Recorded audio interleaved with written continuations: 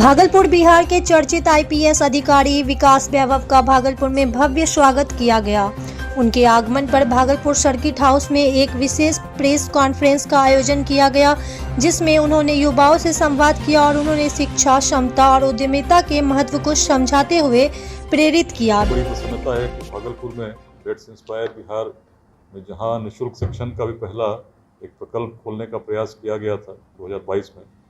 इस पूरे अभियान की दृष्टि यही है कि हमारे यूथ बड़ी संख्या में स्टार्टअप्स की ओर जाएं, उद्यमिता की ओर बढ़ें, जिससे कि और लोग भी प्रेरित हों। एक ऐसा इकोसिस्टम हम बना सकें जिससे अधिक से अधिक रोजगार का सृजन हमारे यूथ जॉब क्रिएटर्स बन के कर सकें और बिहार में जो पलायन की समस्या है उसके लिए एक बड़ी क्रांति उद्यमिता की हम लोग ला सकें। लक्ष्य भी बड़ा स्पष्ट है, 2047 तक एक विकसित बिहार का निर्माण।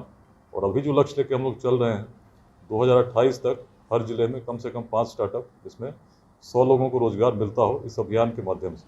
इसमें सभी महाविद्यालयों का सहयोग हम लोग प्राप्त करने का प्रयास कर रहे हैं। पहला महाविद्यालय टीएमबी कॉलेज है, इसके लिए मुझे बड़ी प्रसन्नता है क्योंकि बहुत हृदय के समीप भागलपुर से ही इसका प्रारंभ हो रहा है। विकास वैभव ने अपने संबोधन में लेटेस्ट इंस्पायर बिहार अभियान पर विस्तार से चर्चा की और कहा, हम सब मिलकर बिहार को प्रेरित कर सकते हैं। बिहार में अभी 26 निःशुल्क शिक्षा केंद्र 14 जिलों में चल रहे हैं, जिसमें से 21 10 जिलों में महिलाओं के द्वारा संचालित है। बड़ी संख्या में आज लोग जुड़कर अभियान को गति देने का प्रयास कर रहे हैं। लगभग 2 लाख लोग व्हाट्सएप ग्रुप में जुड़े हैं और 15,000 महिलाएं, विदुषी महिलाएं इस अभियान को आज गति दे रही हैं। राजनीति में अच्छे लोग आने चाहिए, ईमानदार निस्वार्थ लोग आने चाहिए। समाज को इसका सदैव स्वागत करना चाहिए।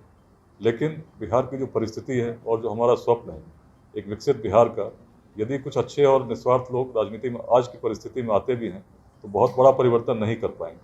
कारण कि हमारा समाज जाति, संप्रदाय, लिंग भेद, विचारधाराओं के मतभेदों में इस प्रकार खंड खंड में बटा है, उलझा हुआ है कि कुछ व्यक्ति तो कुछ कर ही नहीं पाएंगे। आवश्यकता एक बड़े सामाजिक क्रांति की, शैक्षणिक क्रांति की और सांस्कृतिक चेतना की पूरे बिहार में, जिसका आधार अपना ही बिहार का इतिहास हो, विरासत हो। बिहार में एक बड़ा परिवर्तन नहीं हो, जिसके लिए पिछले 4 वर्षों से हर जो भी समय मुझे मिलता है मैं भ्रमण कर रहा हूँ, लोगों से मिल रहा हूँ और मुझे एक सुखद अनुभूति इसलिए होती है कि लाखों की संख्या में आज लोग अभियान के साथ जुड़े हैं। विद्यालय भी जुड़े हैं, महाविद्यालय भी जुड़े हैं, क्योंकि एक सामाजिक अभियान है। इसका लक्ष्य कोई चुनाव जीतना नहीं है, इसका लक्ष्य है बिहार कैसे उज्ज्वल हो इसकी तैयारी करना। परिस्थिति बड़ी कठिन है। बिहार को यदि हम देखें तो आज 14 करोड़ बिहार की जनसंख्या में 9 करोड़ की आयु 30 से कम है।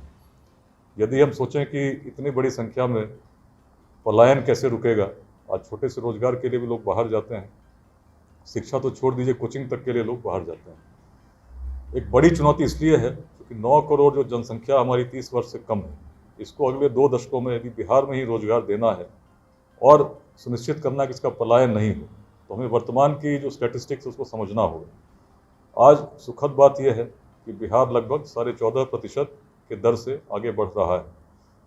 किसी भी अर्थव्यवस्था के लिए 5% का ग्रोथ रेट बहुत अच्छा माना जाता है, लेकिन बिहार की दुर्दशा ऐसी है कि आज हम सबसे इतने पिछड़ चुके हैं। यदि पर कैपिटा इनकम की बात की जाए तो हम केवल 5,000 एक व्यक्ति को प्रति माह कमाते हुए पाते हैं।